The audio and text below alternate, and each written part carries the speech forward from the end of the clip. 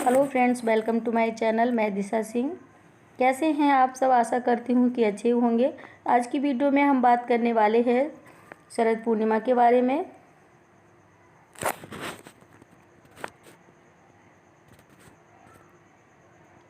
तो फ्रेंड्स, आज हम बात करेंगे शरद पूर्णिमा के बारे में, उसके व्रत के फल और विशेष महत्व के बारे में, और उसकी शुभ तिथि और शुभ मुहूर्त क्या है उसके बारे में बात करेंगे। तो बने रहिएगा लास्ट तक हमारे साथ। अश्विन मास के शुक्ल पक्ष की पूर्णिमा तिथि को शरद पूर्णिमा या अश्विन पूर्णिमा कहते हैं। इस पूर्णिमा को कोजागरी पूर्णिमा भी कहते हैं। इस पूर्णिमा में श्री हरि विष्णु के साथ माता लक्ष्मी की पूजा की जाती है। इस बार यह पूर्णिमा 30 अक्टूबर 2020 को है। ऐसा भी कहा जाता है कि इस दिन माता लक्ष्मी रात में धरती पर विचरण करती हैं, इसीलिए इसे कोजागरी पूर्णिमा का नाम दिया गया है। इस दिन खास तौर पर चावल की खीर बनाकर चंद्रमा के नीचे रखा जाता है। इस दिन चंद्रमा की किरणों से अमृत की वर्षा होती है, ऐसा भी माना जाता है। इसीलिए हम चंद्रमा के नीचे खीर को बनाकर रखते हैं और उस खीर को खाने से सभी परेशानियां खत्म हो जाती हैं। बंगाली समुदाय के में कोजागरी लक्ष्मी पूजा के दिन माता दुर्गा वाले स्थान पर माँ लक्ष्मी की विशेष रूप से प्रतिमा स्थापित की जाती है और पूजा की जाती है। अब हम जान लेते हैं कि शरद पूर्णिमा की शुभ तिथि क्या है और शुभ मुहूर्त क्या है। तो शुभ तिथि जो है वो 30 अक्टूबर है और इसका शुभ मुहूर्त क्या है वो भी हम जान लेते हैं। 30 अक्टूबर को शाम 5:45 पर शरद पूर्णिमा की शुभ मुहूर्त स्टार्ट हो रहा है और 31 अक्टूबर को रात्रि 8:18 पर समाप्त हो रही है शरद पूर्णिमा। शरद पूर्णिमा के दिन चंद्रमा की विशेष पूजा की जाती है। ऐसा कहा जाता है कि इससे कई प्रकार का मानसिक समस्याओं से मुक्ति मिल जाती है। शरद पूर्णिमा के दिन रात भर जागकर माँ का जागरण किया जाता है।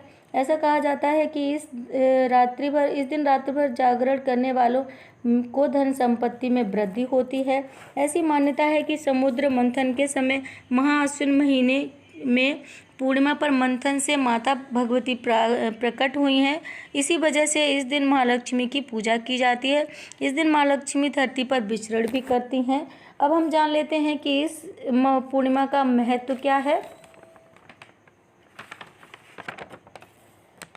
साल भर की पूर्णिमा में शरद पूर्णिमा का विशेष महत्व है।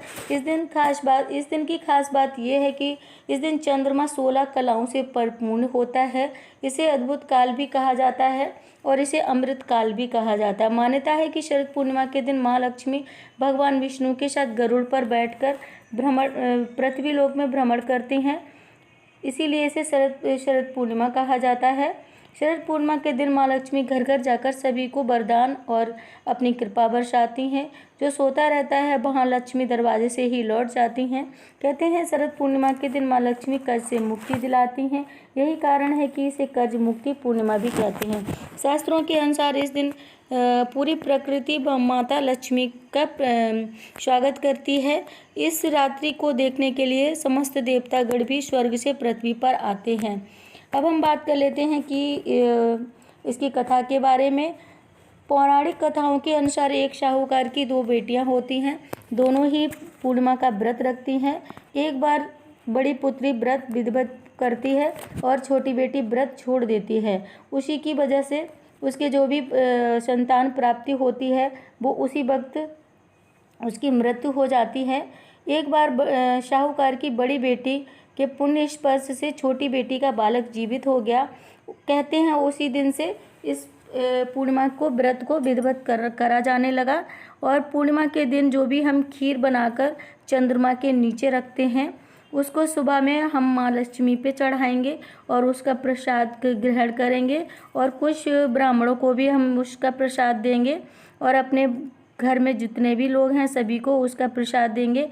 उससे हमें बहुत ही अच्छा शुभ फल मिलता है और इसी तरह से अच्छी अच्छी वीडियोस लेकर आती रहूँगी। अगर हमारी वीडियो अच्छी लगी हो तो लाइक कीजिएगा, मेरे चैनल को सब्सक्राइब कीजिएगा और अपने फ्रेंड्स और फैमिली के साथ शेयर भी कर दीजिएगा।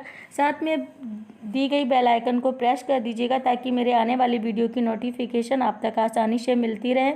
तो मिलते हैं नेक्स्ट वीडियो में, तब तक के लिए सेफ रहिए, ख्याल रखिएगा।